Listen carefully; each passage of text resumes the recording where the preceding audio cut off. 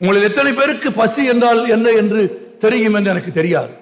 ரொம்ப வசதியான சௌகரியமான குடும்பத்தில் பிறந்து வளர்ந்த குழந்தைகளுக்கு பசி இல்லாமல் இருப்பதை நான் பாவம் என்று கருதவில்லை. ஆனால் பசித்து கிடப்பது பாவம். நானெல்லாம் பசித்து கிடந்திருக்கிறேன். எனக்கு பசி என்றால் என்ன என்று தெரியும். இந்த இடத்திற்கு என்னை எது கொண்டு வந்து சேர்த்தது என்றால் என் தோற்றம் அல்ல, என் கல்வி. நான் கற்ற குறைந்த கல்வி என்னை இந்த உயரத்திற்கு கொண்டு வந்திருக்கிறது. காலை உணவு சாப்பிடாமல் பள்ளிக்கூடத்திற்கு வரும் குழந்தைகள் தமிழ்நாட்டில் இருந்தார்கள். உங்களுக்கு தெரியும். நான் முதலமைச்சரை பாராட்டவில்லை, கட்சி அரசியல் பேசவில்லை. நான் வயிற்று பசியை மையமாக வைத்து பேசுகிறேன். தமிழ்நாட்டில் இந்தியாவிலேயே முதன்முறையாக காலை உணவு சாப்பிடாமல் பள்ளிக்கூடத்துக்கு வரும் குழந்தைகளை எனக்கு தனிப்பட்ட முறையில் தெரியும். நான் சென்னை வாசி.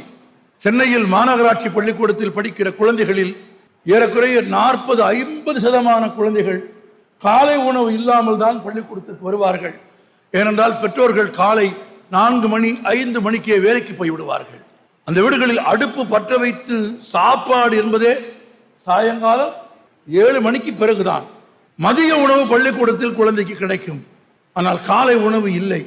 ஏறக்குறைய நாடு சுதந்திரம் அடைந்து 70 ஆண்டுகளுக்கு பிறகு 75 ஆண்டுகளுக்கு பிறகு ஏழை குழந்தைகளுக்கு, பசித்த குழந்தைகளுக்கு காலை உணவும் தருகும் திட்டத்தை தமிழகம் அறிமுகப்படுத்தி இருக்கிறது. அது சில வாரங்களுக்கு முன்பு அரசு உதவி பெறும் ஊராட்சி பள்ளிகளுக்கும் விரிவாக்கம் செய்யப்பட்டிருக்கிறது. அதன் பலனை நான் நேரடியாக பார்த்தவன்.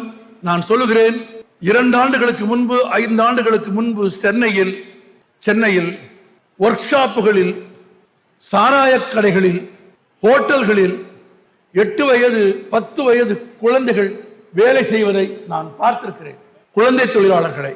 ஆனால் காலை உணவு திட்டம் அறிமுகமானதற்கு பிறகு இன்றைக்கு தமிழ்நாட்டில் நீங்கள் எந்த மாவட்டத்திற்கு வேண்டுமானாலும் போங்கள், 10 வயதிற்கு குறைந்து ஒரு கடையில், ஒரு நிறுவனத்தில் வேலை செய்யும் ஒரு குழந்தை தொழிலாளியை நீங்கள் பார்க்கவே முடியாது. 100% குழந்தைகளுக்கு உணவு கொடுத்து ஆரம்ப பள்ளிக்குள், கல்விக்கூடங்களுக்குள் எடுத்து அரவணைத்துக் கொண்ட ஒரு முன்னேறிய மாநிலம் இந்தியாவில் உண்டென்றால் அது தமிழகம், தமிழ்நாடு.